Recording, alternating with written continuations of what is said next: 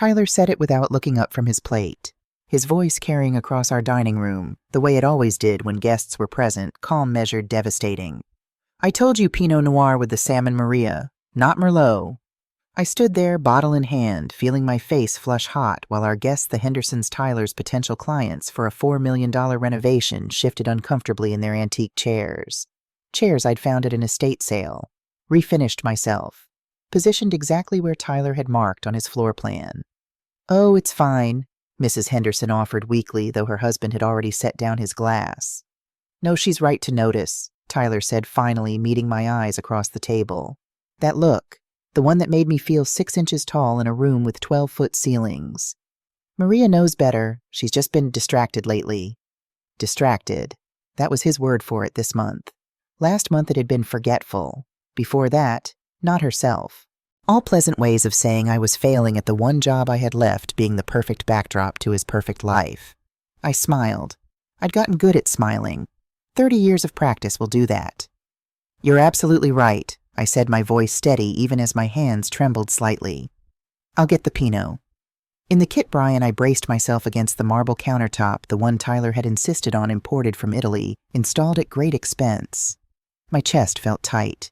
Not painfully, just compressed, like something pressing down on my ribs, making each breath require conscious effort. I'd felt it before, more frequently lately, but I'd learned not to mention it. Tyler didn't like when I was dramatic. The dinner continued. I brought the correct wine, made the appropriate small talk, laughed at Mr. Henderson's stories about his golf game, disappeared when Tyler walked them through his portfolio, showing them renderings of the 15 luxury homes he designed, each one featured in architectural magazines with titles like Modern Masterpiece and Austin's Architectural Genius. None of the articles mentioned me. Why would they? I was just the software engineer who'd sold her startup 2 years ago for $8.5 million. Just the woman who'd put Tyler through graduate school, who'd covered our mortgage for the first decade while he built his reputation, who'd managed our finances while he managed his vision. Just Maria. Distracted, forgetful, not herself, Maria. After the Hendersons left successfully courted contract, all but signed, I cleaned the Kit Bryan alone. Tyler had retired to his home office, the one I used to sleep in. We'd stopped sharing a bedroom 2 years ago. He said my restlessness disturbed his sleep. I said nothing. What was there to say? I washed each wine glass by hand, even though we had a dishwasher. There was something meditative about it. The warm water, the gentle clink of crystal, the repetitive motion. I could hear Tyler on a call through the wall, his voice animated as he described his vision for the Henderson project. He'd been different once. Or maybe I'd been different. Maybe we'd both been different together, young and hungry and building something. He'd sketch late into the night while I coded beside him, both of us dreaming of the life we'd create. Look at us now, living in a $3.2 million house in Westlake Hills with limestone facade and hill country views, everything decorated like a magazine spread. Perfect, pristine, empty. On the refrigerator, held by a magnet shaped like the Eiffel Tower, a souvenir from a trip we'd taken 15 years ago, back when Tyler still wanted to travel with me, was a family photo. Our daughter Riley, 27, forensic accountant in Seattle, sharp, clear-eyed, called every Sunday. She'd stopped asking about her father years ago. She knew, an Austin 24 financial analyst in Boston. My son, Tyler's mirror. He'd inherited his father's height, his angular features, his absolute certainty about everything. He texted occasionally. Brief updates. Sometimes an article about finance. Never asked how I was doing. The last family photo. 5 years old now. I should take it down. But that would mean admitting something had ended, and I wasn't ready for that conversation. My phone buzzed. Riley. Mom, you okay? Just 2 words, but Riley always knew. Even from Seattle, 2,000 miles away, she could sense when something was wrong. Fine, honey. Just finished a dinner party. 3 dots appeared, disappeared, appeared again. You don't have to keep doing this. I stared at the message for a long moment. The warm dishwater had gone tepid. Outside the Kit Bryan window, Austin's skyline glittered with 1,000 lights, each one representing someone else's life. Someone else's choices. It's late here. Love you. Talk Sunday. I put the phone down before she could respond, before she could say the things she'd been gently suggesting for the past year. before I had to admit she might be right.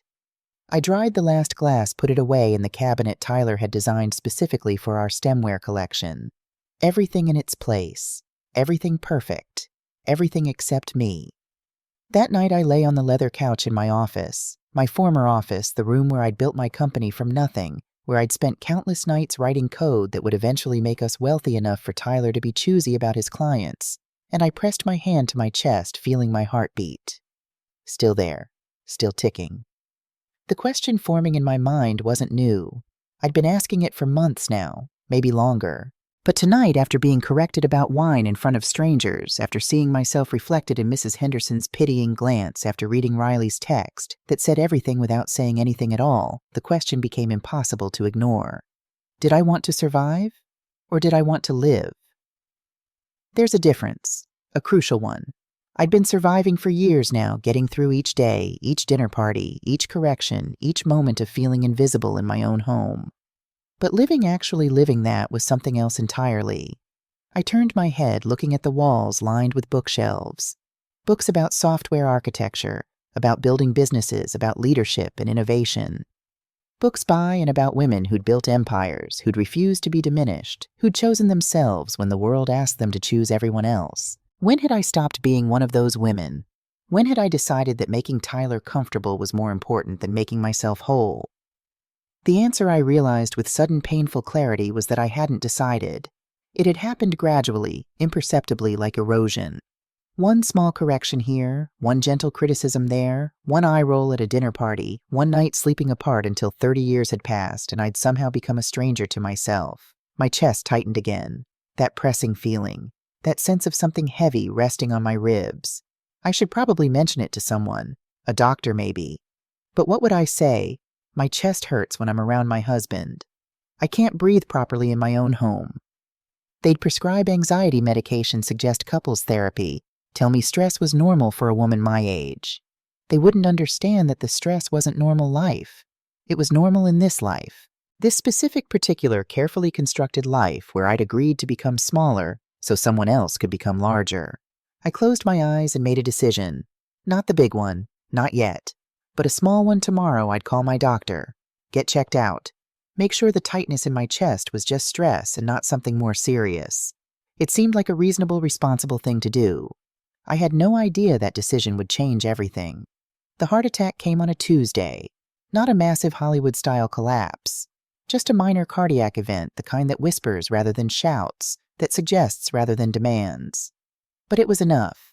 I was in the Kit Bryan where else watching Tyler explain to our contractor why the accent wall needed to be repainted. Again, it was the 4th time in 2 years. The previous beige had been builder grade, he said. This new beige was sophisticated. I couldn't tell the difference. But then again, I was just the woman who'd paid for it. The undertone is completely wrong, Tyler was saying, running his hand along the wall with the reverence some people reserve for holy relics. It reads orange in this light. We need something with gray undertones.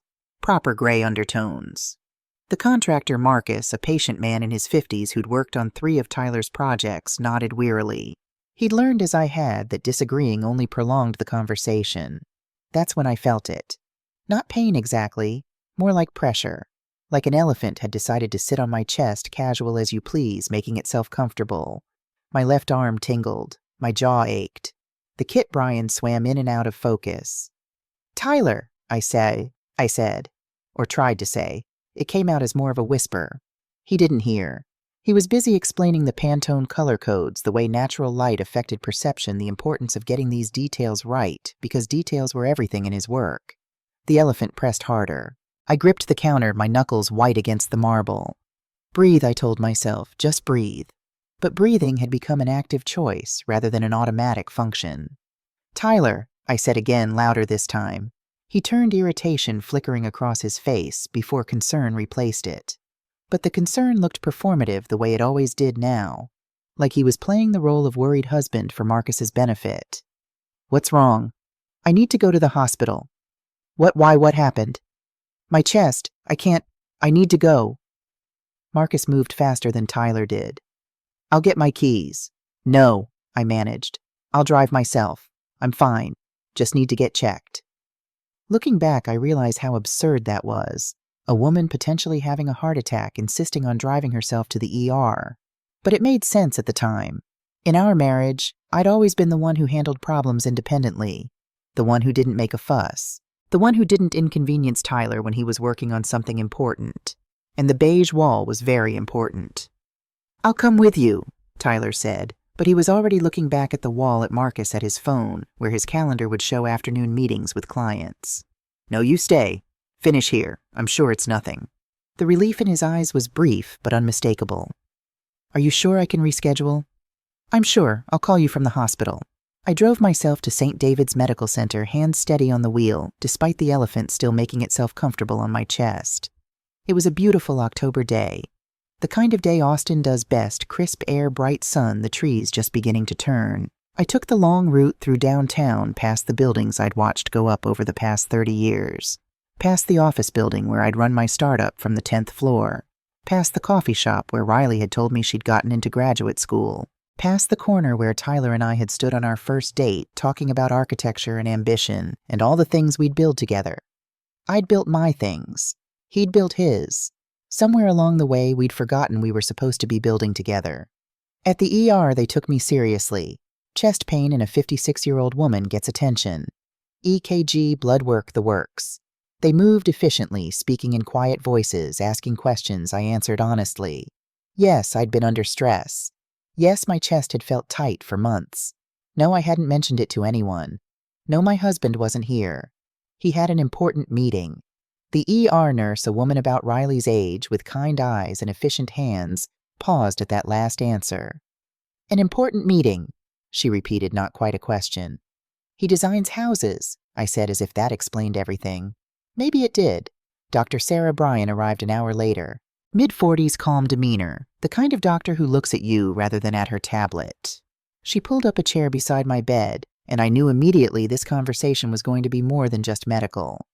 "Mrs. Foster, your EKG shows some concerning patterns. Your troponin levels are elevated. That's a marker for heart damage. You've had what we call a minor cardiac event, essentially a small heart attack." The words should have scared me. They should have sent me into panic. Instead, I felt oddly calm. Validated even.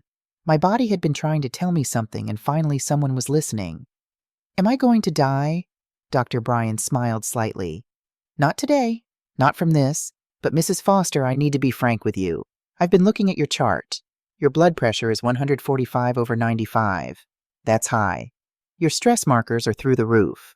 I've noted the word stress 14 times in your records from the past year. 14 times. She leaned forward and her voice softened.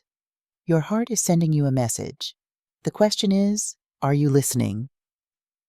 I stared at the ceiling tiles. Someone had put a stain on one of them. Coffee, maybe, or rust from a leak.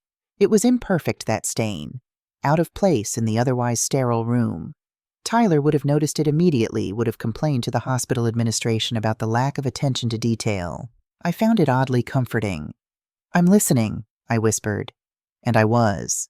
For the first time in years, I was actually listening to my own body, my own needs, my own quiet voice that had been drowned out by everyone else's louder ones. Dr. Bryan squeezed my hand. "Good. Because here's what I'm going to tell you, and I want you to really hear this. Stress doesn't just come from working too hard or having too many obligations. Sometimes the most damaging stress comes from being somewhere you're not meant to be, from trying to fit into a space that's too small for you, from making yourself less so someone else can be more." I looked at her sharply. "Are you supposed to say things like that?" "Probably not," she smiled. "But I'm saying it anyway. You have medical issues we need to address. I'm putting you on blood pressure medication and will monitor your heart. But Mrs. Foster, the biggest health risk you face right now isn't medical. It's the life you're living. And only you can change that." She left me with prescriptions and instructions and a follow-up appointment card. But what stayed with me, what echoed in my mind as I lay there waiting for discharge papers, was her question, "Are you listening?" Riley arrived before Tyler did. Of course she did. I'd texted her from the ER, and she'd immediately booked a flight from Seattle, arrived at the hospital still wearing her work clothes, her face tight with worry, and something else. Something that looked like, "I told you so," but with love behind it. "Mom." She grabbed my hand, held it tight. Didn't say anything else for a long moment. Didn't need to. I'm okay, honey. Are you? She pulled up the chair Dr. Bryan had occupied earlier. Be honest. Are you okay? Before I could answer, Austin called. I could see his name on my phone, could picture him in his Boston office, probably between meetings fitting his mother's health crisis into his schedule. Mom, Riley texted. Are you okay? His voice was concerned but distant. The way you'd sound asking about an acquaintance's car accident. Interested but not invested. I'm fine, Austin. Just a minor thing. They're letting me go home soon. That's good. That's really good. So you're okay then? Nothing serious. Nothing serious. Okay, good. I have a meeting in 5, but I'm glad you're okay. You should probably take it easy, you know. Maybe not stress so much about things. In the background, I heard Tyler's voice, faint but unmistakable. She's always so dramatic. Austin didn't correct him. Maybe he didn't even hear it. Maybe he'd heard it so many times it didn't register anymore. Or maybe, and this was the thought that hurt most, maybe he agreed. I'll let you go, honey. Thanks for calling. After I hung up, Riley and I sat in silence for a moment. She was trying not to cry. I was trying not to let her see how much that phone call had hurt. He doesn't see it, she finally said.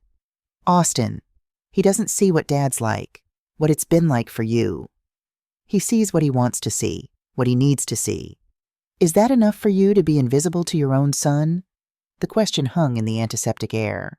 Was it enough? Had I accepted invisibility so completely that even my own child couldn't see me anymore? The discharge nurse arrived, the same kind woman who'd checked me in. She handed me paperwork, and prescriptions went through the instructions with Riley since I seemed to be having trouble focusing. As we prepared to leave, she touched my arm gently. Mrs. Foster, she said quietly, take care of yourself. You're the only one who can. Riley drove me home in my car. She'd rented one at the airport, left it in the hospital parking lot, would pick it up later. She was always practical like that. Always had a plan. I'd taught her that back when I was still teaching by example rather than by cautionary tale. The house looked the same as always. Perfect. Pristine. The accent wall gleaming in its new sophisticated beige. Tyler wasn't home still at his office, Riley informed me, though she made it sound like a statement rather than a judgment.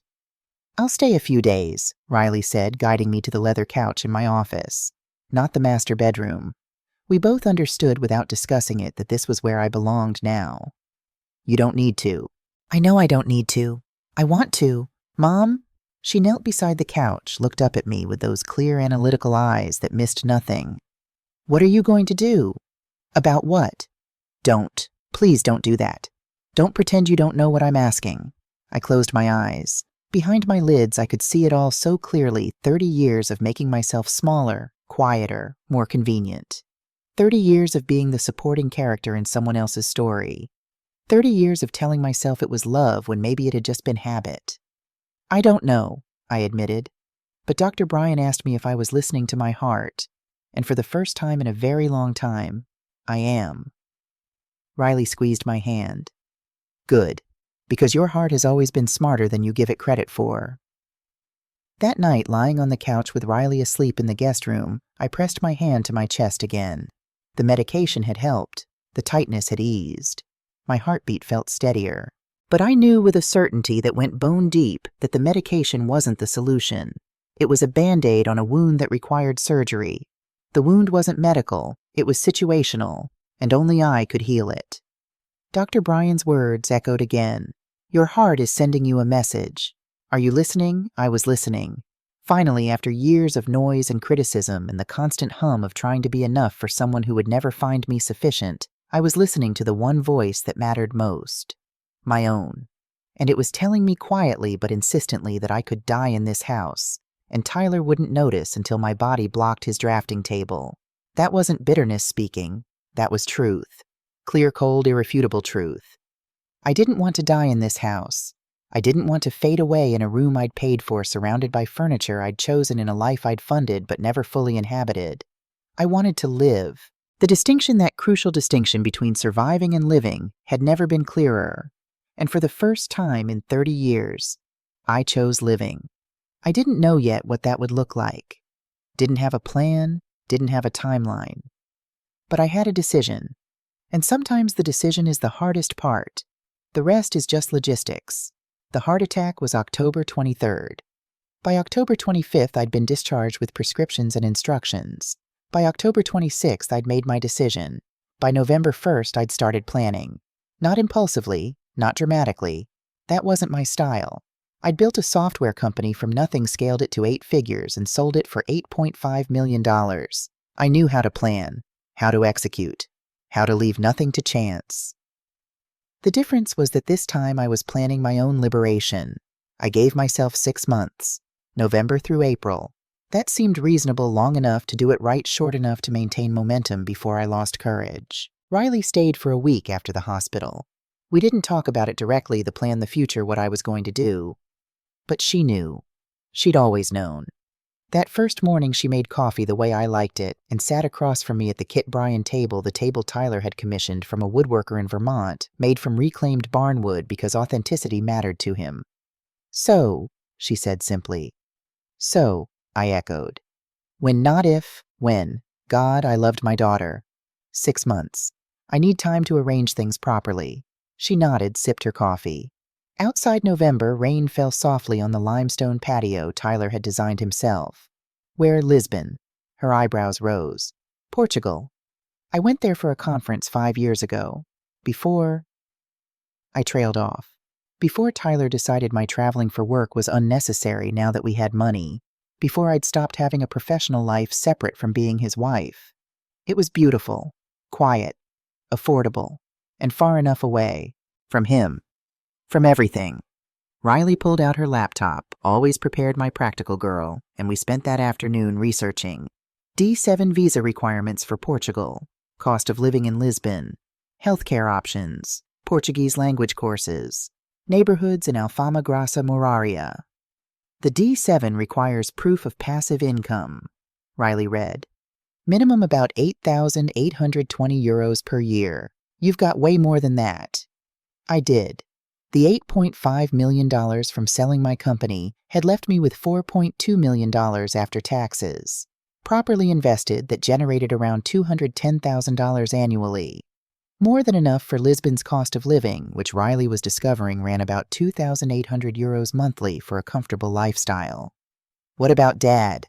Riley asked carefully. "The house is joint ownership." "I know. I'm working on that." She looked at me sharply. "Mom, what are you planning?" I smiled. It felt good to smile with intention rather than performance. Something he taught me, actually. Tyler always said the devil is in the details, that small decisions compound into large outcomes. I'm just being detail-oriented. Over the next week, while Tyler worked late and came home to find me recovering quietly, Riley and I built the framework. She knew financial systems the way I knew code, intimately, thoroughly. She showed me things I'd missed, asked questions I hadn't considered. "You need to protect your assets first," she said, "before you file, before he knows." "I know." "No, Mom. I mean really protect them. He's going to be angry. And angry people make stupid decisions, or smart, vindictive ones. Either way, you need to be insulated." She was right. I'd seen Tyler's anger before, cold, calculated, designed to make the other person feel small and foolish. He'd wield whatever tools he had to maintain control. The first step was creating an irrevocable family trust. I met with Linda Castillo, an estate attorney Riley had found through her forensic work. Linda specialized in complex family situations, polite code for helping people protect assets from soon-to-be ex-spouses. Her office was in downtown Austin, nothing fancy. That was the first thing I liked about her. No pretense, no Tyler-style obsession with aesthetics. Just functional space focused on getting work done. "Mrs. Foster," she said, shaking my hand. Mid-50s gray-streaked hair pulled back efficiently, the kind of woman who'd built her career on competence rather than charm. "Riley tells me you're planning some changes." "I'm planning to leave my husband, and I need to make sure he can't punish me financially when I do." She smiled approvingly. "I like clients who are direct. Let's talk about your assets."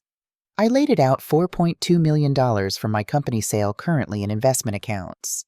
The house, $3.2 million market value, jointly owned, mortgage-free. Tyler's architecture firm, which was his alone. My retirement accounts. His retirement accounts.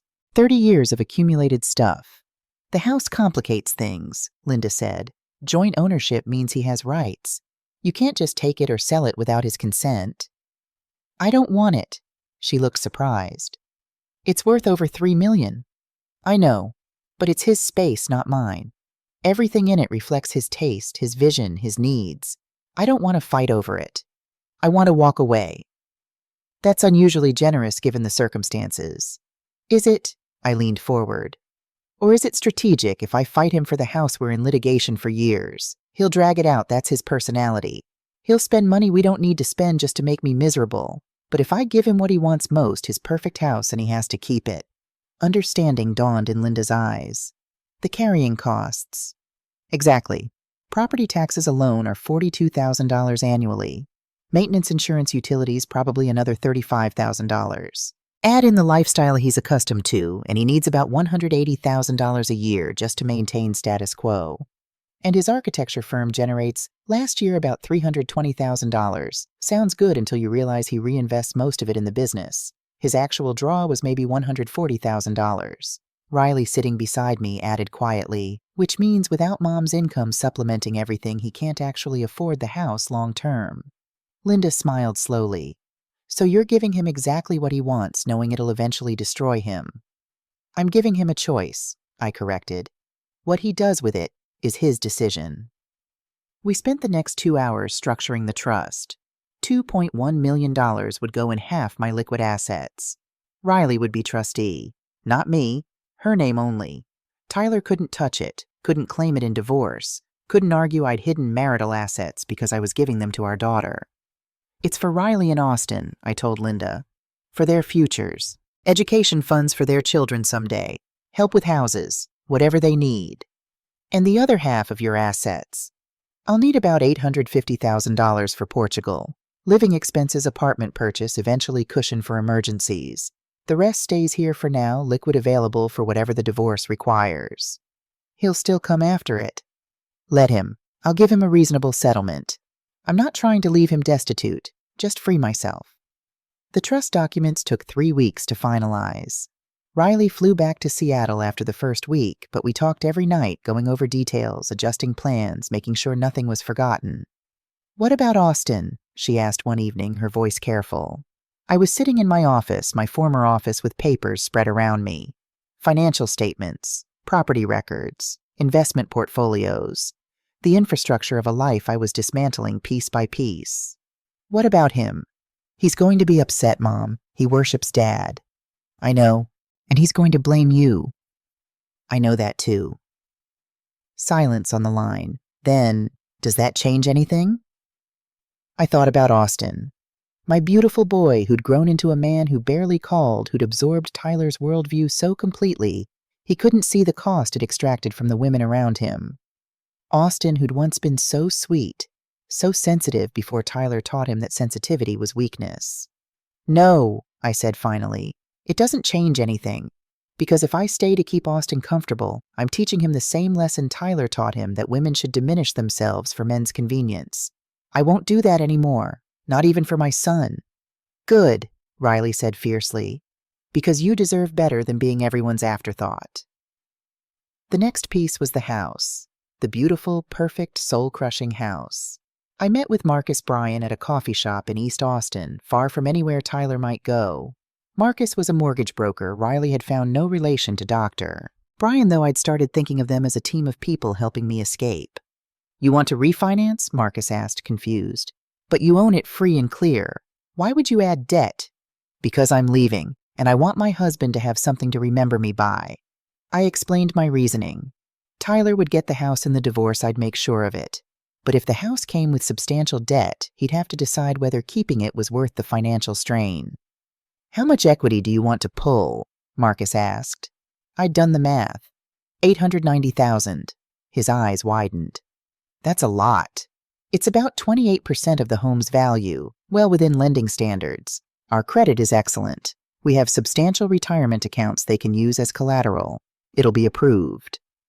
And what will you tell your husband? That we're investing it. Which is true, I'm investing it in my future. The refinancing took 6 weeks. Tyler signed where I told him to sign, barely glancing at the paperwork. Money had always been my domain. He designed beautiful spaces. I made sure we could afford them. That was our arrangement. He didn't notice when $890,000 appeared in our joint account and then gradually over the next 2 weeks migrated to my separate accounts. He was busy with the Henderson project with 3 other clients with a feature in Architectural Digest.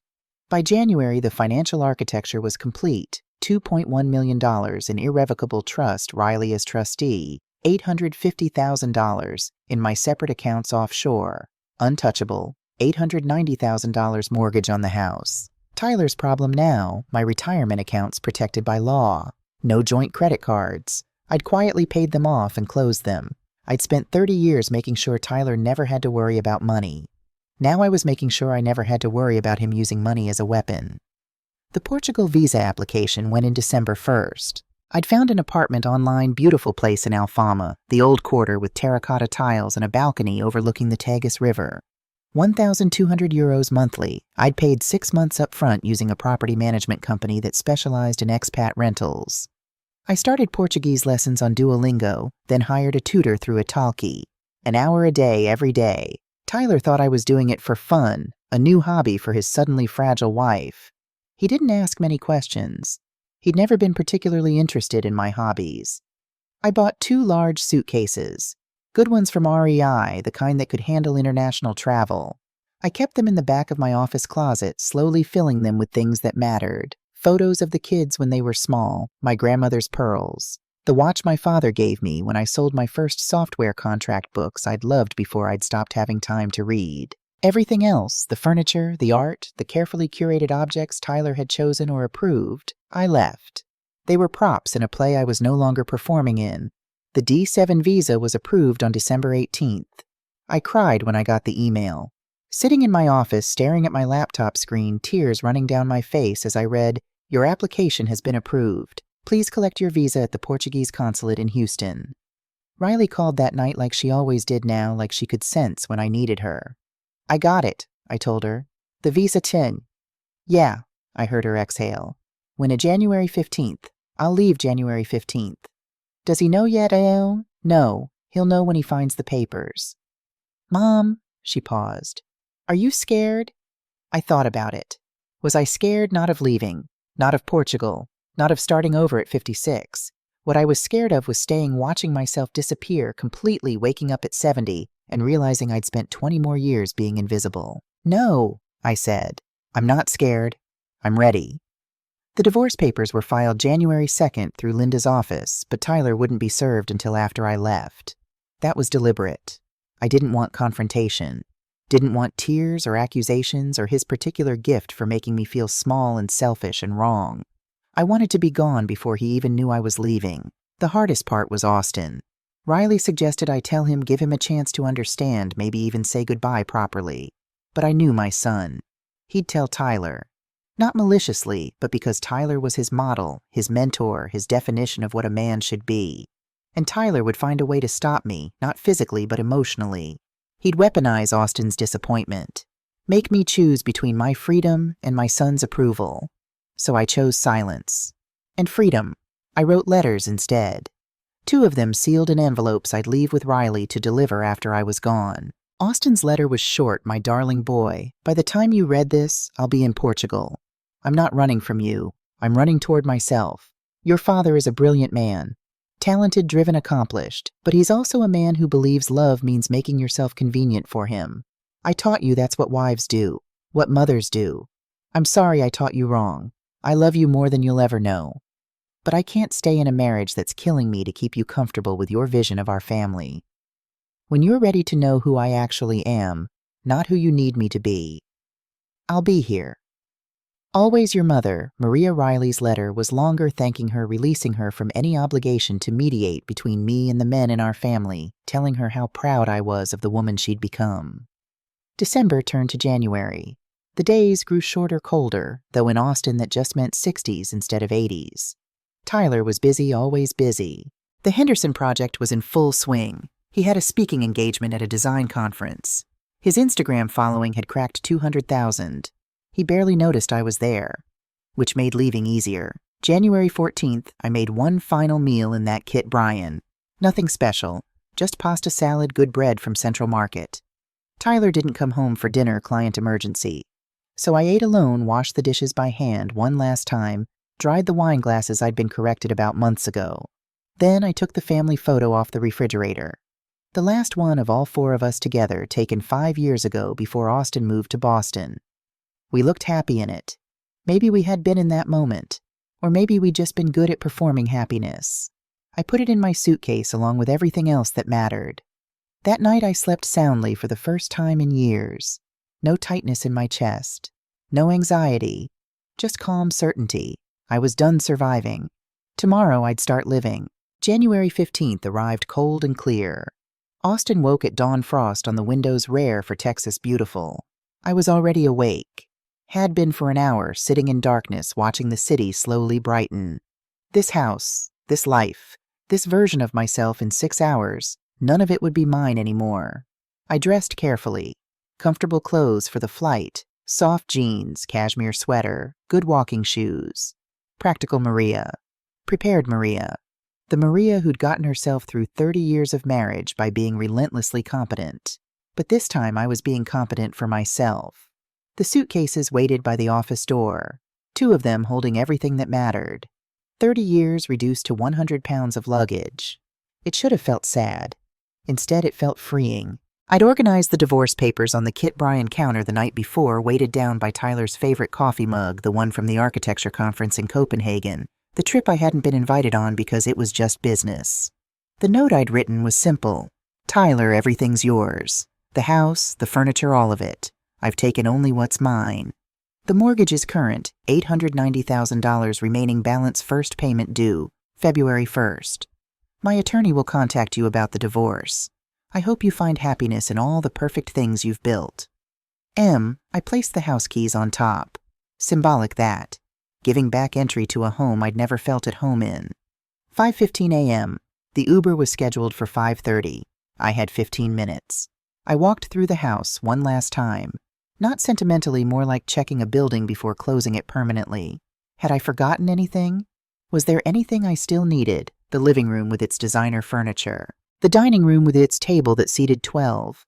The master bedroom I hadn't slept in for 2 years. Tyler's office with its drafting table and award certificates. Everything perfect. Everything empty. My office, the room I was leaving from, was the only space that felt like mine. The desk where I'd built my company. The shelves with my books, the couch I'd slept on. Even that didn't hurt to leave. Because I wasn't leaving myself behind. I was taking myself with me. 5:28 a.m. My phone buzzed. Uber is arriving. I picked up the suitcases, heavier than I'd expected, but manageable, and walked out my office door through the Kit. Bryan passed the note and keys out the front door into the cold January morning. The Uber driver was a woman in her 40s, cheerful despite the early hour. Airport? Yes. International terminal. She loaded my bags, started driving. We didn't talk much. I watched Austin pass by the window, the downtown I'd known for 3 decades, the city where I'd built a career and a family and a life I was now leaving behind. At 35th and Guadalupe, we passed the coffee shop where Tyler and I had our first date, 32 years ago. I'd been 24, just starting my company full of ambition and naivete. He'd been 26, fresh from architecture school, sketching on napkins while talking about the buildings he'd design. We'd both accomplished what we'd set out to do. We just hadn't accomplished it together. Big trip? The driver asked. The biggest. Business or pleasure? I smiled. Pleasure. Definitely pleasure. At the airport, I checked my bags, got my boarding pass. The flight left at 8:45 a.m., first to Newark, then on to Lisbon. 12 hours total travel time. By tonight, I'd be 4,000 miles away in a city where nobody knew me, where I could be anyone, where I could be myself. In the terminal waiting to board, I called Riley. I'm at the gate. How are you feeling? Light. I feel light. I heard her exhale. That's good, Mom. That's really good. Did you get the letters? Yes. I'll give them to Austin tomorrow. Give Dad time to process. Process. Such a clinical word for what Tyler would feel. Rage, probably. Humiliation, definitely. Confusion about how his convenient wife had become so inconvenient. Riley, yeah. Thank you. For believing me, for helping me, for not trying to talk me out of it. Mom, her voice cracked slightly. You taught me that women don't have to set themselves on fire to keep other people warm. I'm just glad you finally remembered that lesson yourself. We talked until boarding started. She made me promise to text when I landed in Newark again from Lisbon, to send pictures of the apartment, to call on Sunday like always. I love you, Riley Bug. I used her childhood nickname, the one I hadn't said in years. I love you too, Mama. The flight attendant called my boarding group. I stood, gathered my carry-on, joined the line of people escaping or pursuing or beginning. All of us in transit between one life and another. The plane was only half full January midweek, not peak travel time. I had a window seat over the wing. As we taxied, I looked out at Austin shrinking below. The terminal, the city, the life. Goodbye, I thought. Not with bitterness, just release. Then we were climbing, breaking through thin clouds into brilliant blue sky, and Austin disappeared completely. I ordered coffee from the flight attendant. Terrible airplane coffee, but it tasted like freedom. Pulled out my Kindle, opened the novel I'd downloaded. I hadn't read fiction in years. Tyler thought novels were frivolous. It was wonderful. Somewhere over the plains, a woman across the aisle noticed me smiling at my Kindle. Good book. Great book. Even better circumstances. She laughed. I like that attitude. Where are you headed? Lisbon, I'm moving there. Moving, that's exciting. For work. For me, I said simply. Just for me. Her smile widened. Even better. We talked sporadically through the flight. Her name was Jennifer, 62, recently retired teacher heading to Newark to visit grandchildren. She'd been divorced 10 years. Best decision I ever made, though it took me 25 years to make it. What finally made you decide? I asked. She considered. One day I realized I was 75% of the way to dead, and I'd spent most of that time being someone's supporting character. I wanted to be the protagonist of my own life for whatever time I had left. That's exactly it, I breathed. That's exactly right. We exchanged emails, promises to stay in touch. Probably wouldn't plane friendships rarely survive landing, but it felt good to connect with someone who understood. The layover in Newark was short, 2 hours. I texted Riley, made it to Newark. Flight to Lisbon boards in 90 minutes, bought a sandwich I didn't eat, watched people rushing to connections. The Lisbon flight was more crowded. Families, business people, students. I was seated next to a Portuguese man in his 70s reading a newspaper. First time to Portugal? He asked in accented English. Yes and no. I visited once for work. Now I'm staying. Ah, you're moving to Lisbon. Yes. The Alfama. His face lit up. Beautiful area. Old Lisbon. You'll love it. The light there? He kissed his fingers. Magical. We talked about neighborhoods, about Portuguese culture, about fado music and pastéis de nata, and the best places for fresh fish. He wrote down restaurant recommendations, told me which days the thieves' market was open, warned me about pickpockets near tourist sites. You'll be happy there, he said with certainty. Portugal is good for people who need to remember who they are. The flight stretched on, 7 hours over the Atlantic. I watched the sun set over clouds that looked like an ocean made of gold and pink and impossible colors. Watched it darken into night. Watched stars appear brilliant against the black. By the time we began descending toward Lisbon, it was dawn again, European dawn light breaking over hills and the Tagus River and terracotta roofs stacked up the hillsides. My heart didn't hurt. That was the first thing I noticed. The tightness in my chest, my constant companion for months, was gone. I was breathing deeply, easily, without thinking about it. We landed at 7:30 a.m. local time. I collected my bags, navigated customs with my new D7 visa, stepped out into Lisbon morning. The air smelled different. Salt and coffee and something sweet I couldn't identify. The light was different too, softer, somehow golden even this early. People spoke Portuguese around me, melodic and incomprehensible. And I loved that I didn't understand that I was anonymous, that nobody here knew who I'd been, or what I'd escaped. The taxi driver spoke decent English. I gave him the Alfama address, and we drove through morning traffic past buildings painted in faded colors, past narrow streets and wide plazas, past the river that caught the rising sun and threw it back in pieces. You come for tourism? The driver asked. I live here now. He grinned in the rearview mirror. Welcome home, then. Home. The word settled over me like a blessing. The apartment was on Rua São Miguel, 4th floor, no elevator. The taxi driver helped me carry my suitcases up the narrow stairs. I tipped him generously. Tyler would have calculated exactly 15%.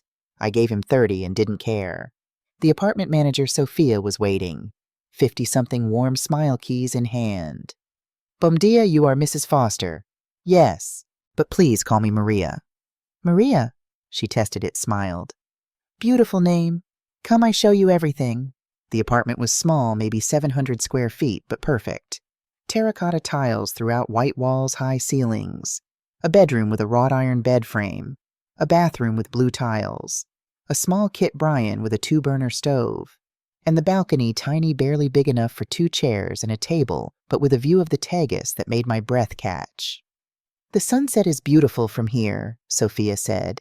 Every evening worth watching. After she left, promising to be available for any questions, anything you need, I stood on that balcony smelling salt air and espresso from cafes below, listening to church bells and voices and tram bells in the distance, and I cried. Not from sadness. From relief so profound it felt physical. I'd done it. I'd actually done it. I pulled out my phone, took a photo of the view, sent it to Riley with one word. Home. Her response came immediately. Beautiful. How do you feel? I typed and deleted several responses. How did I feel? Exhausted. Exhilarated. Terrified. Liberated. Guilty. Triumphant. Like I'd amputated something diseased before it could spread further. Like I'd been reborn at 56. Finally, I just wrote, like I can breathe. June in Lisbon was nothing like June in Austin. No oppressive heat, no humidity that made air feel like soup. Just warm days and cool evenings and light that seemed painted specifically for this city's terracotta and tile. I'd been here 5 months, long enough to find my rhythm, short enough that I still felt like I was discovering rather than simply existing. My mornings started early old habits from 3 decades of being married to an early riser, but now I woke because I wanted to, not because someone else's schedule dictated mine. 6:30 a.m., I'd make coffee on my tiny 2-burner stove, strong Portuguese style with a little sugar. Take it to the balcony.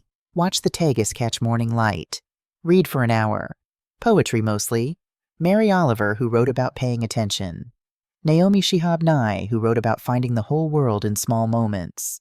Rita Dove, who wrote about transformation. 8 o'clock a.m. swim at Belém. I'd discovered the outdoor pool my second week here, had bought a membership on Riley's advice. You need community, mom, not just solitude. The pool overlooked the river filled with older Portuguese women who swam with purpose and gossiped in the shallow end after. They'd adopted me gradually, the American widow. I let them think I was widowed. It was easier than explaining. They corrected my Portuguese, shared pastries after swimming, invited me to birthday parties and Saints' Day celebrations. 9:30 a.m. breakfast at Pedro's, a cafe 3 blocks from my apartment, family-owned for 3 generations. Pedro himself was 60-something, patient with my Portuguese, generous with his coffee.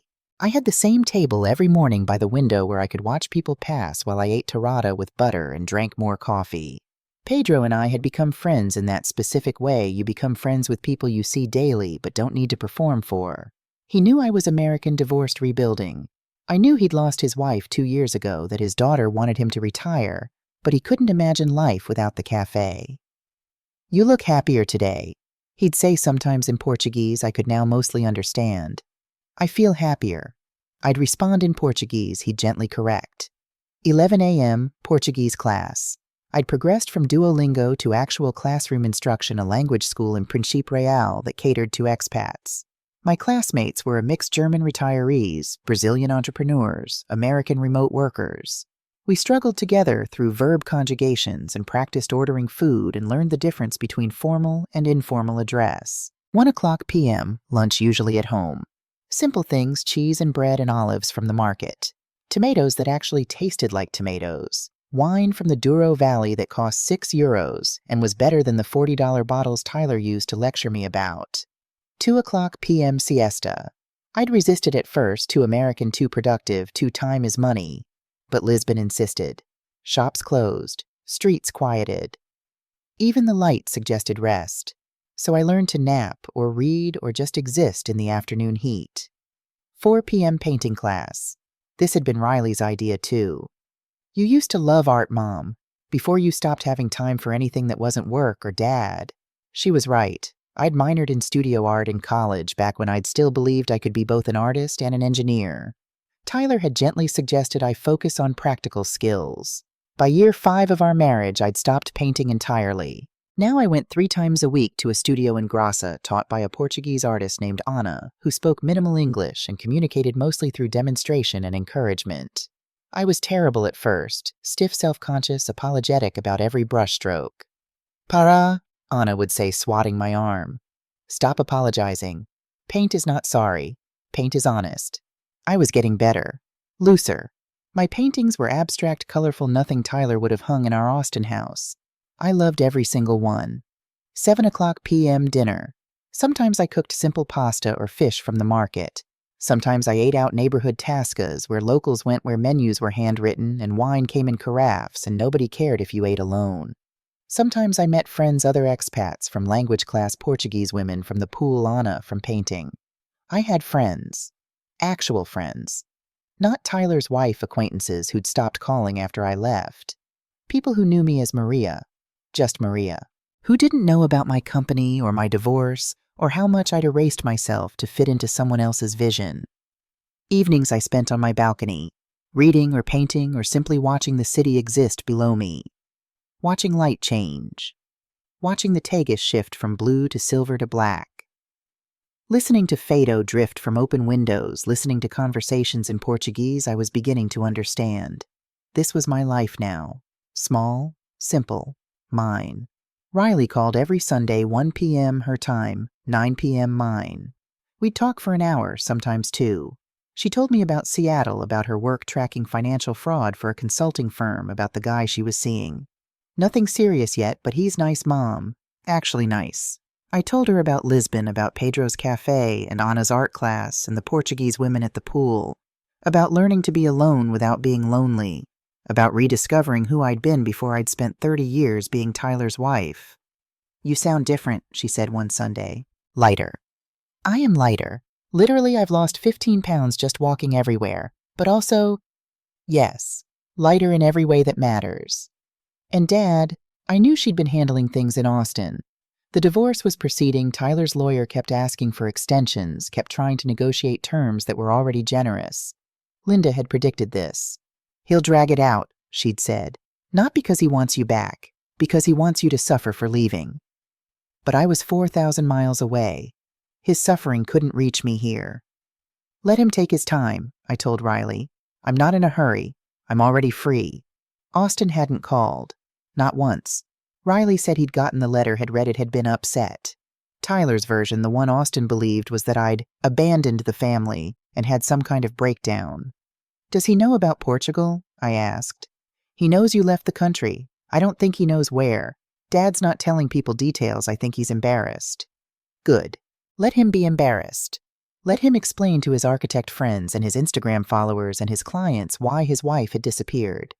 Let him sit in that beautiful house with its sophisticated beige walls and its $890,000 mortgage and feel the weight of everything he'd taken for granted. I didn't wish him harm. I just wished him awareness, understanding, the dawning realization that maybe, just maybe, he'd contributed to my leaving. But I didn't hold my breath waiting for that epiphany. My health had transformed. That was the most surprising part. The tightness in my chest gone completely. My blood pressure at my last checkup, 118/72. Perfect. I'd lost weight without trying, simply from walking everywhere and eating actual food instead of anxiety. I slept 8 hours a night deeply without medication or meditation or any of the tricks I'd employed in Austin. My body had been screaming that I needed to leave. I'd finally listened. One Tuesday in June, 5 months to the day since I'd arrived, I was sketching rooflines at Pedro's Cafe when my phone buzzed with an Instagram DM. I rarely checked Instagram, hadn't posted anything since leaving Austin, but the notification showed a name I recognized, Scott Turner. College friend lost touch 20 years ago when Tyler had systematically discouraged my friendships with people who weren't going anywhere. Curious, I opened it. Hey Maria, long shot, but thought you should know. Tyler's getting married next month. Woman named Vanessa Brooks. Owns 3 restaurants around Austin. Big vineyard wedding in Hill Country. Figured you'd want a heads up. Take care. I read it twice. Set my phone down. Picked up my espresso. Felt nothing. Or not nothing, curiosity maybe. The way you'd be curious about a movie you'd walked out of halfway through. What happened after I left? Did the story improve? Did the protagonist grow? Typed back, "Thanks for the heads up. I'm good. Really good." Then, because curiosity was stronger than apathy, I opened Instagram properly and searched Vanessa Brooks. Her profile was public. 300,000 followers. Photos of luxury cars that seemed to change every post. Designer clothes. Perfect makeup. Tyler on her arm at charity events looking proud and proprietary. The engagement announcement. When you know, the wedding venue Dutchman Family Winery, Hill Country, Texas. Date, July 20th. I scrolled through her feed. More cars. Restaurant openings she owned 3, apparently Montgomery's Prime, the Preston House Bella Vista. Photos with other restaurateurs, city council members, local celebrities. The aesthetic of success. But I'd spent 30 years analyzing patterns in code and data in business models. You learn to see what's missing, not just what's there. I opened my laptop, the one I'd brought from Austin, the one that had all my old business software still installed. Started searching public records. Texas Secretary of State business filings, county records, court documents, because something felt off. 3 restaurants in 18 months that required either massive capital or massive leverage. And Vanessa's Instagram showed all consumption, no foundation. Montgomery Restaurant Group, LLC, registered March 2023. Reported revenue $12 million annually across 3 locations. Impressive. Until I pulled the UCC filings where lenders register their claims against businesses. Credit line First National Bank, $2.3 million. Status maxed. Equipment financing capital, Southwest, $1.8 million. Status maxed. Personal guarantee on both. I sat back, sipped my espresso, watched a tram rattle past Pedro's window. Then I pulled county records. Supplier liens the legal claims filed when businesses don't pay their vendors. Food distributors owed $180,000. Wine suppliers owed $95,000. Linen services owed $42,000. These weren't negotiation tactics. These were people not getting paid. I pulled Travis County court records. Found what I was looking for. Investors Group versus Vanessa Brooks, file April 2024. Plaintiffs, 15 individuals. Amount sought $2.7 million. Allegations, fraudulent misrepresentation, investor fraud. I clicked through the filing.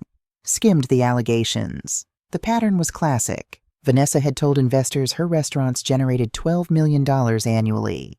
Actually, they were probably clearing $6 to $7 million.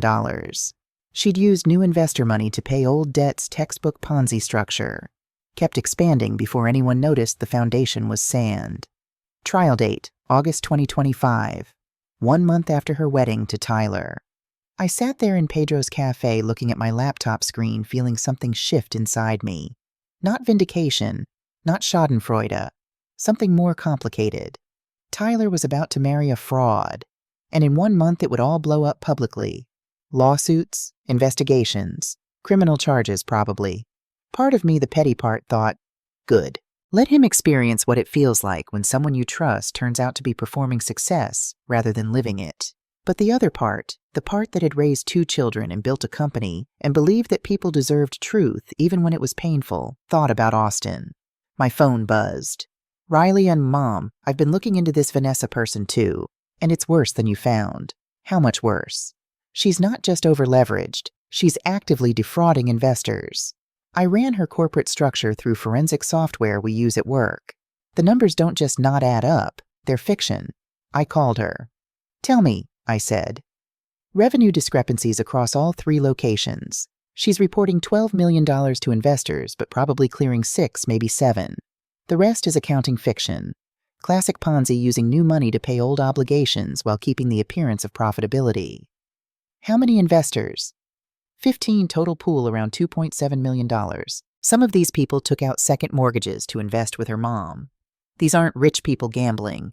These are normal families losing everything. I closed my eyes. Across Pedro's cafe, Portuguese conversation flowed around me. Someone laughed. Coffee machine hissed. Life continued ordinary and beautiful. There's more, Riley said quietly. Austin's not just a guest at this wedding. My stomach dropped. What do you mean? He posted on LinkedIn 3 weeks ago, praising Vanessa, called her a model entrepreneur, and said he was honored to celebrate her union with my father. Mom, he's standing up there, as a groomsman. His firm's conservative. If this goes public with Austin in the wedding photos next to a fraud, they'll question his judgment. I understood immediately. Austin worked in financial analysis. His professional reputation depended on being able to assess, evaluate credibility. If he'd publicly endorsed a woman who turned out to be running a Ponzi scheme. He doesn't know, I said. Of course he doesn't know. He's 24, he trusts Dad, and Dad's too in love or too willfully blind to do basic due diligence. Riley, you can't stop the wedding. I know. They'd never listen to you. But Mom, she paused. These 15 families, these suppliers, these employees, they deserve to know before they lose everything. She was right. This wasn't about Tyler anymore. This was about people who hadn't signed up to be collateral damage in someone else's fraud. What are you thinking? Riley asked. I looked at my laptop screen, at the court filings, at the numbers that didn't lie. I'm thinking, I said slowly, that truth deserves a voice, especially when people don't want to hear it. What does that mean? I smiled, though she couldn't see it. 30 years of marriage to an architect had taught me something valuable. Details matter. Planning matters. And sometimes the most effective intervention is the one nobody sees coming. It means, I said, that I need to make a phone call. The phone call I needed to make was to a man I hadn't spoken to in 10 years. Patrick Donovan, event planner, San Francisco and wine country. A decade ago, when his business was drowning in debt and bad decisions, I'd helped him restructure everything not as a favor, but as a consulting project my company had taken on. I'd spent 3 months analyzing his operations, renegotiating his contracts, teaching him how to read a balance sheet. He'd told me tearfully at the end, "If you ever need anything, Maria, anything, you call me." People say that. Usually they don't mean it. But Patrick had meant it. I could tell by the way he'd written it in the thank you card, by the way he'd kept in touch for years after, until Tyler had made it clear my friendship with a party planner wasn't appropriate for an architect's wife. I found his number in my old contacts, took a breath, made the call. It was 2 p.m. in Lisbon, 5 a.m. in California. He answered on the third ring, voice groggy. "Hello. Patrick, it's Maria Foster."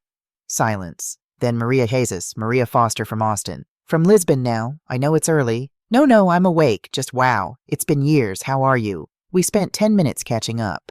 I told him the abbreviated version: divorced, moved to Portugal, rebuilding my life. He told me about his business thriving now, doing high-end weddings all over California, consulting for venues nationwide. "Patrick, I need a favor." "Name it." "I need someone added to a wedding vendor list, someone with presence, someone who can ask questions in a room full of people who've stopped asking them." Another pause. Then carefully, "Maria, what exactly are you planning?" I explained. Not all of it, not the 30 years of marriage, not the heart attack, not the way Tyler had made me invisible. Just the facts: my ex-husband was marrying a woman running a Ponzi scheme. My son was standing up as groomsman. In 1 month, when the trial became public, everyone in those wedding photos would be questioned.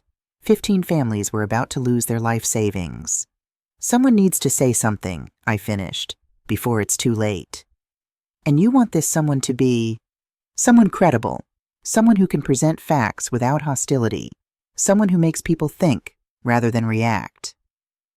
Patrick was quiet for a long moment. I could hear him moving, probably getting out of bed, starting coffee. Finally, "I know someone. She's perfect for this.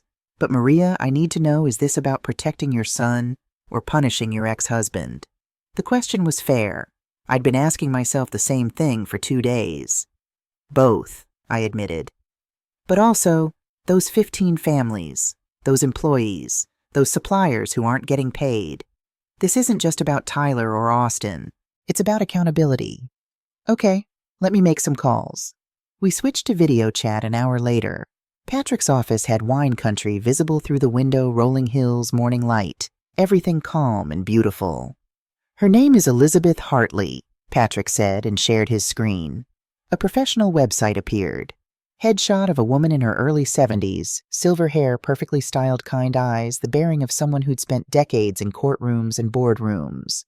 Retired attorney, expert witness specialist. 40 years of experience making complex financial information comprehensible to juries. "She's based in Napa," Patrick continued. "She does consulting work now, mostly testifying in fraud cases.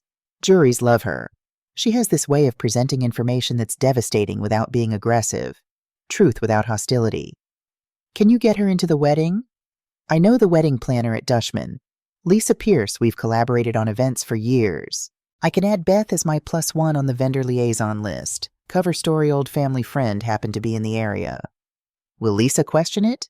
Not if I vouch, and I will. Lisa trusts my judgment. What about the speech she'll need to give a toast that's when the most people are paying attention? Patrick smiled. Lisa's traditional. She loves when guests want to honor old friendships and timeless values. I'll suggest Beth wants to give a brief toast. Something about celebrating marriage and foundations.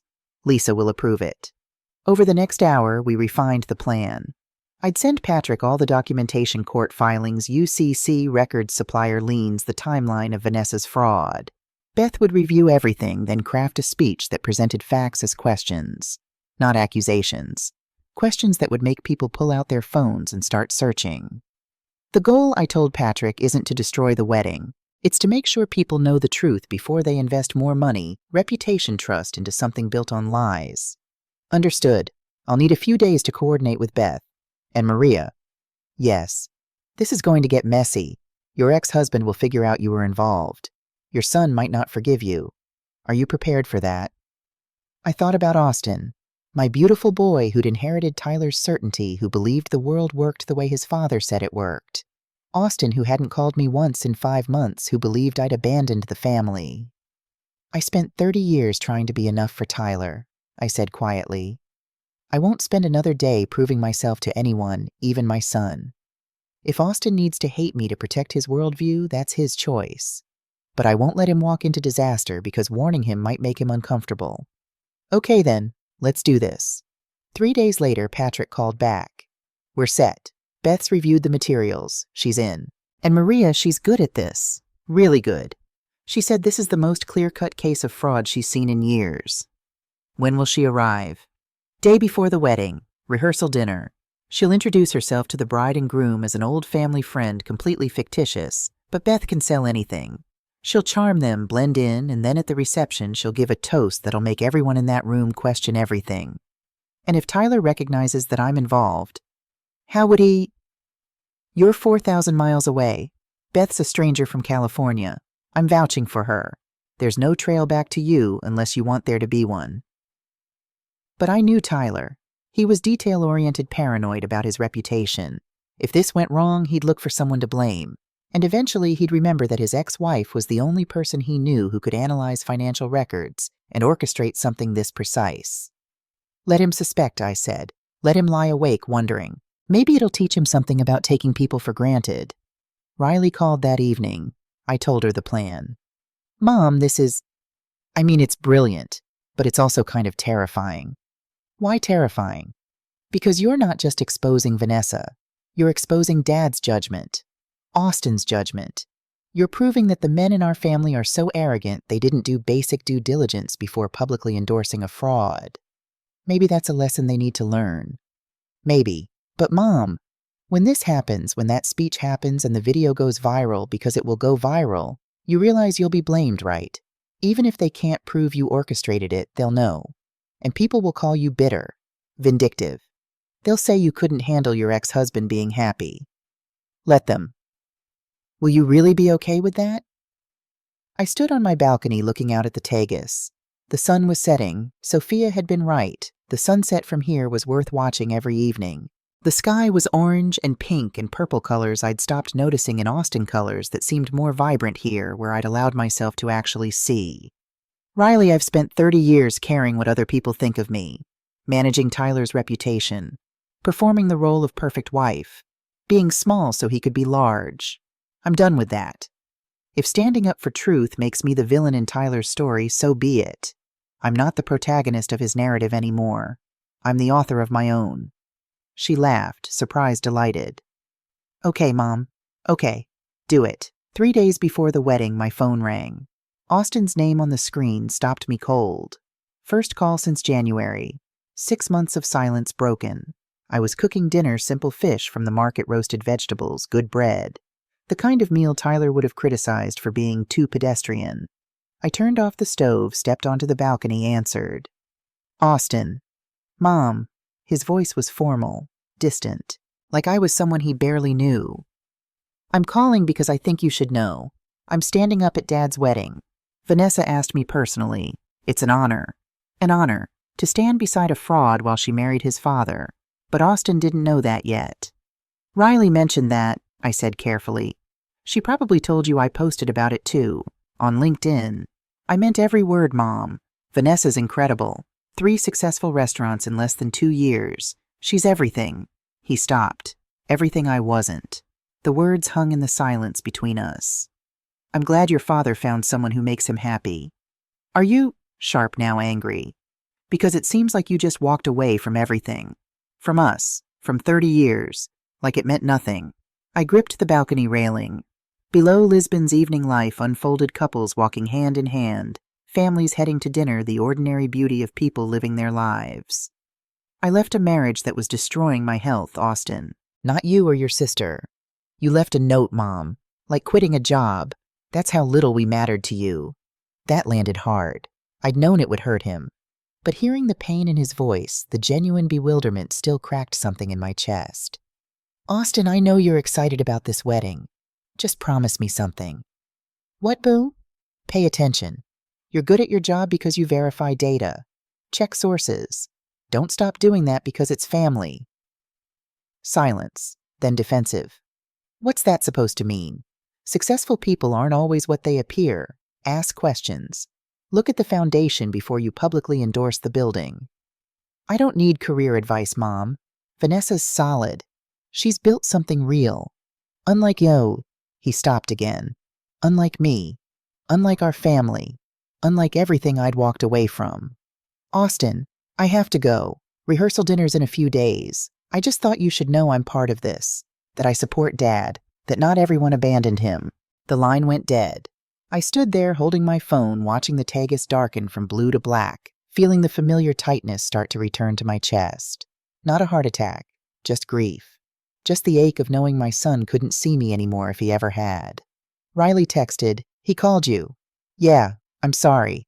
He's 24. He needs a narrative that makes sense. I'm the villain in his story right now. Maybe I always will be. Or maybe he'll grow up and realize the villain was Dad all along. Maybe. But I'm not holding my breath. My fish was cold. I reheated it, ate alone on my balcony watching the city's lights reflect on dark water. Tomorrow, Beth Hartley would fly to Austin. The day after, she'd attend the rehearsal dinner. And the day after that? Truth would have its moment. Whether Austin forgave me for it or not. Riley sent updates throughout the evening, her afternoon my night. 6:47 p.m. Texas / 12:47 a.m. Lisbon, arrived at venue.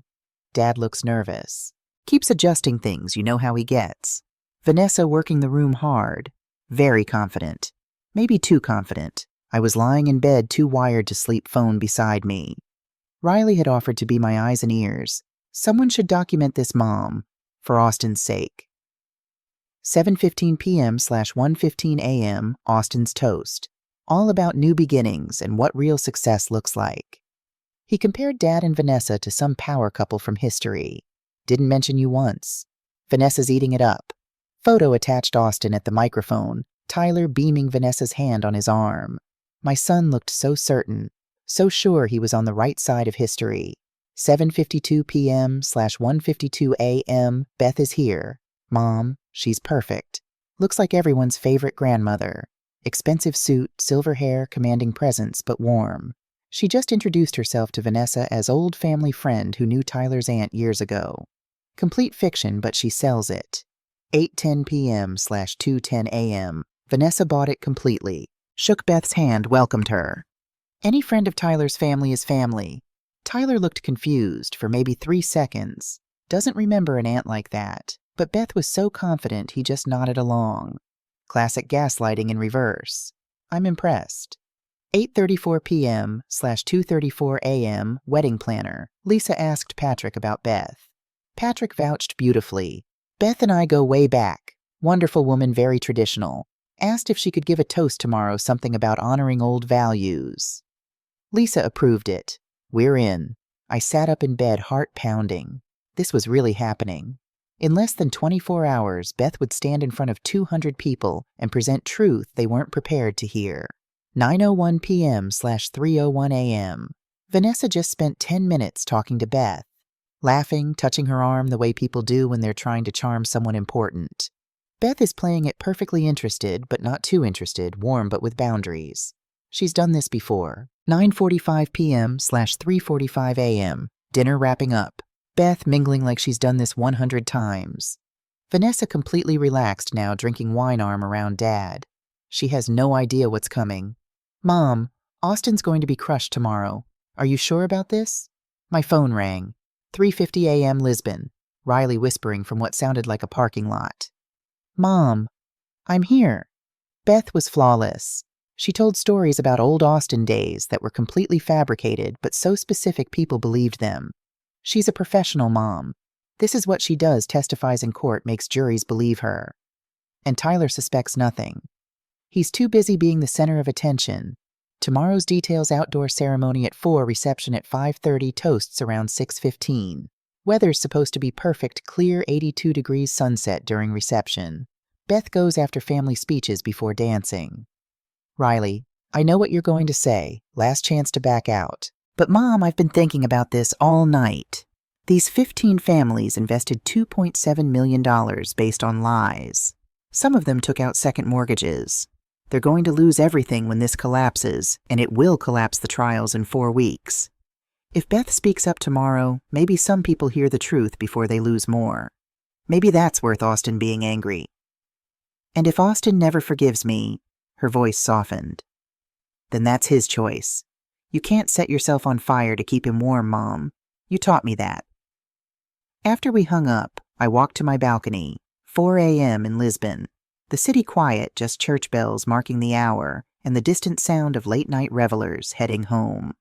Guilt surfaced in the pre-dawn stillness. Was this about protecting Austin? Or was it about punishing Tyler? About proving that I was smart enough, strategic enough, powerful enough to reach across an ocean and dismantle his perfect new beginning? Honest answer, both, maybe. But also those 15 families, those suppliers, those employees. They deserved truth.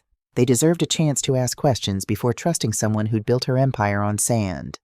I texted Riley, whatever happens tomorrow, you and Austin will always have each other. And me when he's ready. Her response came immediately. I know, Mom. Try to sleep. I couldn't sleep. Watched sunrise paint the Tagus copper and gold. Made coffee. Tried to read. Failed. Paced my small apartment like a caged animal, knowing that in 12 hours everything would change. At noon, Lisbon time, 6 a.m. Texas. Riley sent a photo. The venue. Dutchman family winery in Texas Hill Country. Rolling vineyards, rustic barn converted to an elegant space, hill country views. Beautiful. Tyler would have chosen nothing less.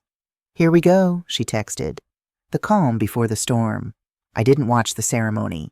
Couldn't. Riley recorded it, sent me the video later, but during the actual event, I sat on my balcony with my laptop, closed my phone on silent, trying to read poetry and failing to focus on anything but what was happening 4,000 miles away.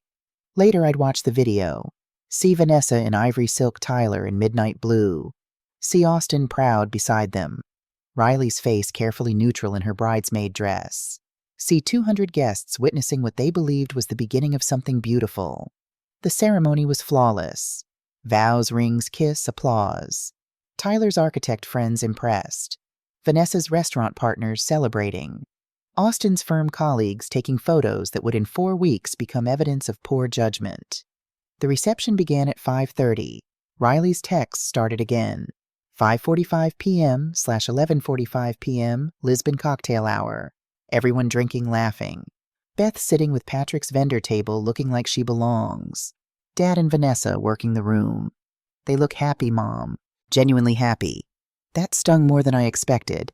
Not jealousy exactly. Just grief. Grief for what we'd had briefly 30 years ago. Grief for the version of Tyler who'd existed before success made him cruel. 6:15 p.m./12:15 a.m. Toast starting. Vanessa's sister going first, funny stories, childhood memories.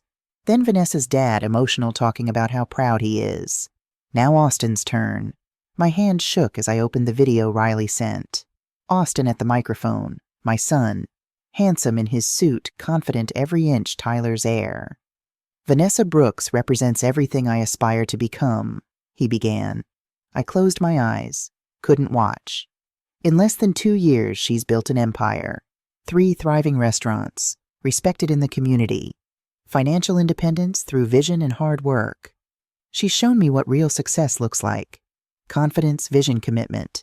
Not just talking about dreams, but executing them.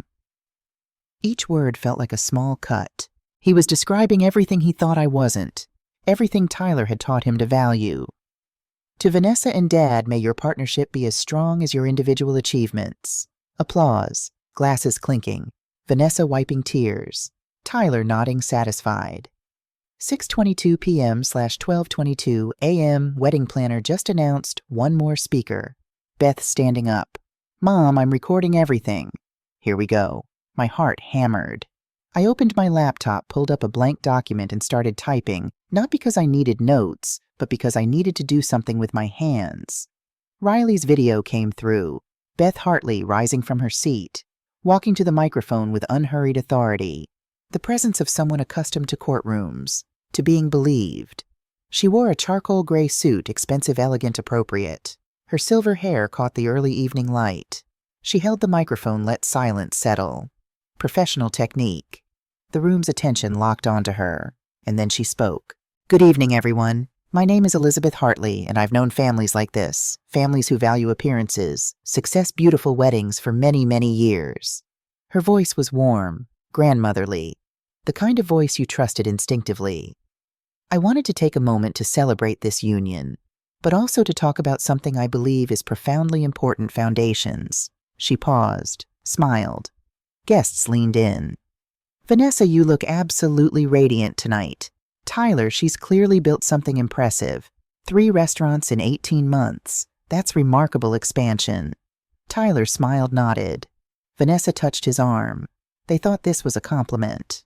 As someone who spent decades in business law, I have to admit, it makes me curious. How does someone open 3 locations that quickly without traditional bank financing? The tone shifted. Still warm, but now probing. Questioning. I looked at the public records. You understand, caution is in my nature. Your corporate credit lines are completely maxed out. There are supplier liens filed. A lawsuit pending seeking $2.7 million, alleging investor fraud. The room began to shift. Uncomfortable glances. Someone coughed. These aren't secrets. They're public documents. Anyone can find them. Phones started emerging. I could see it in Riley's video, people pulling out phones, fingers starting to move across screens. But in my experience, most people don't look. We see the lifestyle, the confidence, the beautiful photos on Instagram. We forget to ask about foundations. Beth's voice remained steady, kind even, like a grandmother explaining something important to a beloved grandchild. We forget that growth this rapid usually means one of 2 things, either extraordinary capital reserves or creative arrangements with other people's money. Creative arrangements. The phrase hung in the air. I've seen this pattern before. It typically takes 3 to 6 months for the foundation to collapse completely. The investors, I believe there are 15 of them, mostly friends and family. They'll be the ones left when this facade comes down. Vanessa's face had gone from confusion to shock to fury. Tyler looked frozen. Austin, my God, Austin's face. The video caught it perfectly. The dawning horror, the realization. So I'd like to propose a toast. Beth raised her glass. To Tyler and his second chance at happiness. To Vanessa, whose empire looks magnificent from the outside. Long pause. The room silent except for the sound of 200 people barely breathing. May your future be as solid as the foundations you've built it on. May you both receive exactly what you've invested in. Another pause. Beth looked directly at the camera, at someone filming her, and smiled slightly. Because in my experience, truth always surfaces. It's only a matter of time. She raised her glass higher. To truth and the courage to seek it. The room exploded. Not with applause, with chaos. Every phone in that room came out. Google searches lighting up faces in the golden hour light. People turning to neighbors, whispering, showing screens. Tyler moving toward Beth, face scarlet. Vanessa standing frozen, then running toward the building heels, clicking on stone. Security converged. Lisa, the wedding planner, rushed forward. Patrick intercepted, "She's my guest." Beth set down the microphone calmly, not running, not apologizing, and walked toward the exit with the bearing of someone who'd said exactly what she'd come to say. Cameras everywhere, phones recording from multiple angles, someone live streaming, the video already going out in real time. And Austin, standing at his seat, phone in hand, searching, finding, reading, the color draining from his face as he discovered everything Beth had said was true. Riley's video ended. 6:35 p.m. Texas /12:35 a.m. Lisbon. Mom, it's done. It's everywhere. People are already posting videos. This is going to be viral. I sat on my balcony, laptop open, watching the chaos unfold across social media in real time. The first video appeared on TikTok at 6:38 p.m. Texas time.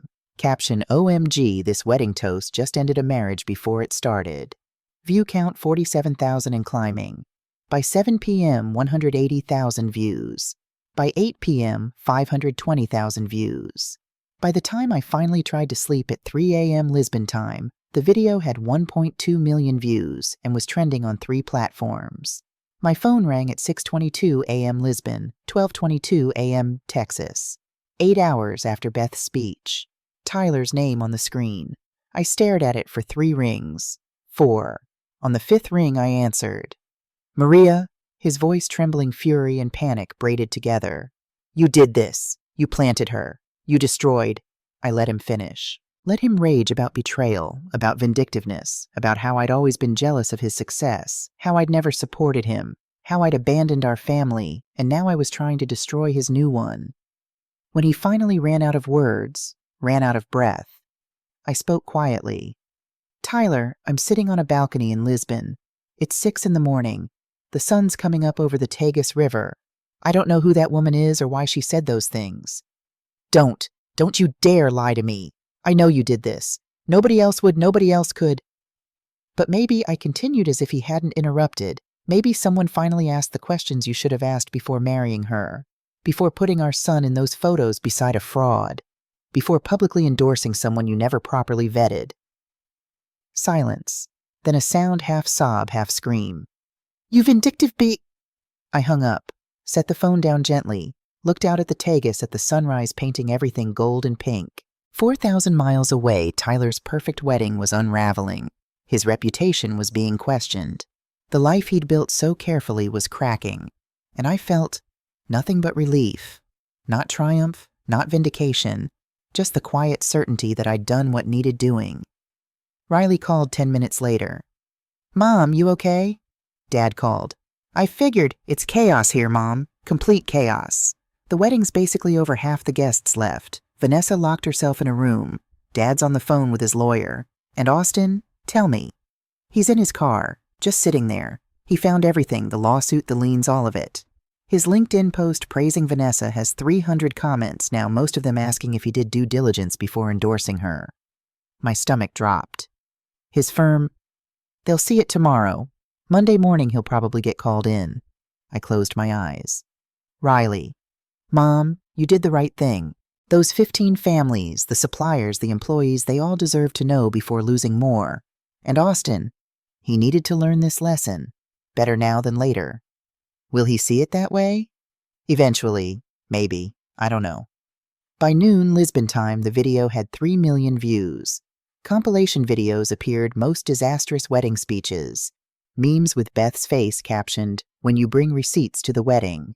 Think pieces, The Ethics of Public Humiliation, and When Does Justice Become Revenge? The comments split Team Truth. She saved those investors. Public record is public. Sometimes the truth needs a stage. Team Cruelty.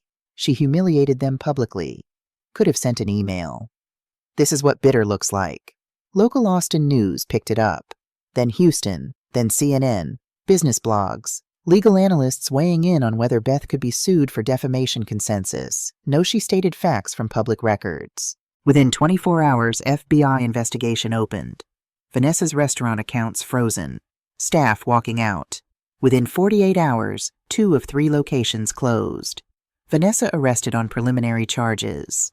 Tyler implicated the BMW Vanessa had gifted him was purchased with investor funds. Within 72 hours, all 15 investors filed a joint lawsuit against Vanessa. Several named Tyler as co-defendant for knowingly benefiting from fraud proceeds. Tyler's architectural firm released a statement, "We're monitoring the situation and will respond appropriately." Translation, they were waiting to see if he'd be charged before deciding whether to keep him. And through it all, the investigations, the arrests, the lawsuits, the video kept spreading. 4 million views, 6 million, 8 million by the end of the week. I became a ghost story. The ex-wife who destroyed her husband's wedding from across an ocean. Some people called me a hero. Others called me petty vindictive, unable to move on. Both were true, I suppose. 1 week after the wedding, my phone rang. "Austin," I answered. "Mom." His voice was completely different. Small, shaking. "Vanessa's restaurants are under federal investigation. The lawsuit Beth mentioned, it's real. All of it." "I know, sweetheart." My firm called me in. They asked about my relationship with Vanessa, showed me my LinkedIn post, asked if I'd known about the financial irregularities before I publicly endorsed her. "What did you tell them?" "The truth, that I didn't know, that I should have asked questions but didn't." Long pause. "They're putting me on administrative leave, pending review. They're questioning my judgment, Mom. Everyone's seen that video. Everyone saw me praising her, calling her a model entrepreneur." "Austin, you tried to warn me." His voice cracked. "On the phone, remember, you said verify foundations. I called you bitter. You weren't ready to hear it then." Silence. "Then, was it you? Did you orchestrate the whole thing?" I could have lied, could have maintained plausible deniability, but I'd spent 30 years lying to Tyler, to myself, about what I wanted and needed and deserved. "Yes," I said simply. "Why?" "Because in 4 weeks that lawsuit goes to trial. Those 15 families would have been in court fighting to recover their investments while you were in those wedding photos, your LinkedIn post visible to everyone, your professional reputation tied to a fraud. Your firm would have questioned your judgment anyway. At least this way the truth came out before those families lost everything, before more people got hurt." "But Dad, you destroyed Dad's wedding, in front of 200 people. I exposed facts that were already public record. Your father chose not to look at them. That's not my fault. It feels like revenge." "Maybe it was. A little." I took a breath. "Austin, I'm going to tell you something your father never told you. The truth isn't always pretty. Sometimes protecting people means making them uncomfortable. Sometimes love looks like letting someone fail so they can learn." "Are you saying you love Dad?" "No, but I love you. And I wasn't going to let you destroy your career to prop up his ego and her fraud." Long silence. I could hear him breathing, could imagine him in his Boston apartment trying to reconcile the mother he'd thought he knew with the woman who'd just admitted to orchestrating his public humiliation. "I need time," he finally said, "to process this, to figure out. Take all the time you need. I'll be here. In Lisbon. In Lisbon. Can I—" He paused. "Can I visit when things settle?" My eyes filled. "Austin, you can visit any time. The door is always open." "I don't know if I can forgive you yet." "I know.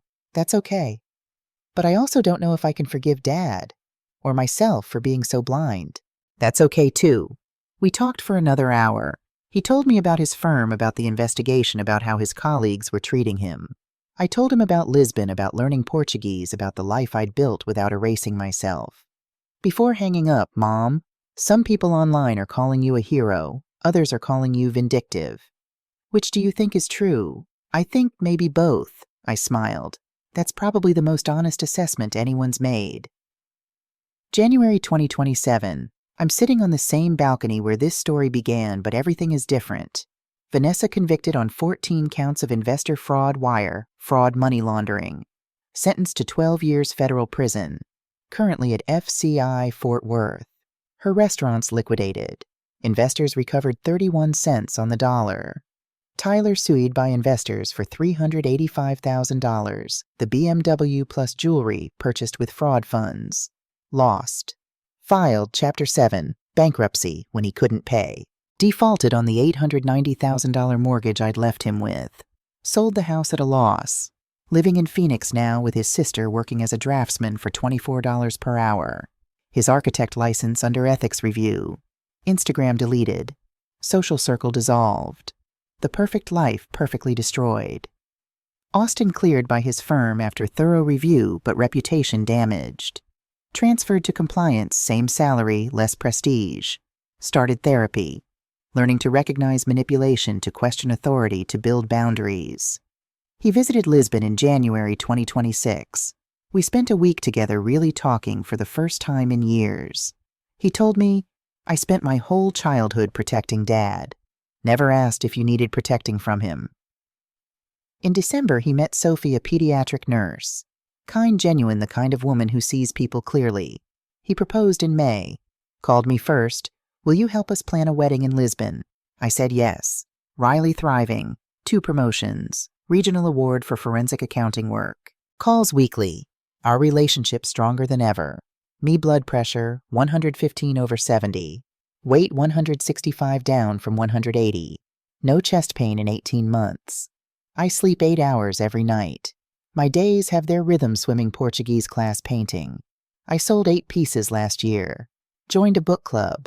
Made real friends who know me as Maria, just Maria. My portfolio $978,000, generating $62,000 annually. Expenses $44,000. Comfortable. No bitterness toward Tyler. True indifference. No guilt about leaving. Pride in my choice. No romantic relationship. By choice. Not lonely. But here's what I've learned that no one talks about. I keep a private journal. The entry from this morning, justice isn't clean. The speech at Tyler's wedding saved Austin's career, yes. Exposed fraud, yes. Protected 15 families from losing more. But it was also revenge. I could have found a private way. I chose public humiliation. Not just for truth, for payback. 30 years of feeling small, and I made Tyler feel smaller. I'm not proud of that part, but I'm also not sure I'd change it. Because maybe justice and revenge aren't opposites. Maybe they're 2 sides of the same coin. And maybe learning to live with that complexity, that moral grayness, is what wisdom actually means. Both things are true. Austin's wedding is next month. Small ceremony, 40 guests. Tagus Riverview. I'll walk him down the aisle. Riley's maid of honor. Tyler was invited but declined, sent a card. Be happy, son, that's enough. My toast is already written. My son once asked me, how do you know if someone's worth trusting? I told him, verify foundations. Look beneath the surface. He learned that lesson the hard way. So did I. But here's what else I've learned. Sometimes the strongest thing you can do is walk away. Sometimes the bravest thing is staying. And the wisdom is knowing which is which. Austin, you're marrying someone who sees you. Sophie, you're marrying someone who finally sees himself. That's not just love. That's foundation. Tomorrow, Anna from painting class and I are taking a day trip to Sintra. Pedro's teaching me to make his grandmother's recipe for arroz de polvo. Riley's visiting in March.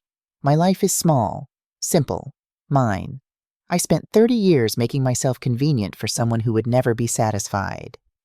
Now I'm enough for myself. That's not revenge. That's resurrection. And if Tyler lies awake in Phoenix wondering how his perfect life crumbled, if he finally understands what it feels like to be invisible, to be dismissed, to have someone else control your narrative. Well, some lessons are only learned the hard way. I just hope he's listening to his heart the way Dr. Brian taught me to listen to mine. Because sometimes your body tells you truths your mind doesn't want to hear, and sometimes walking away isn't abandonment. It's survival.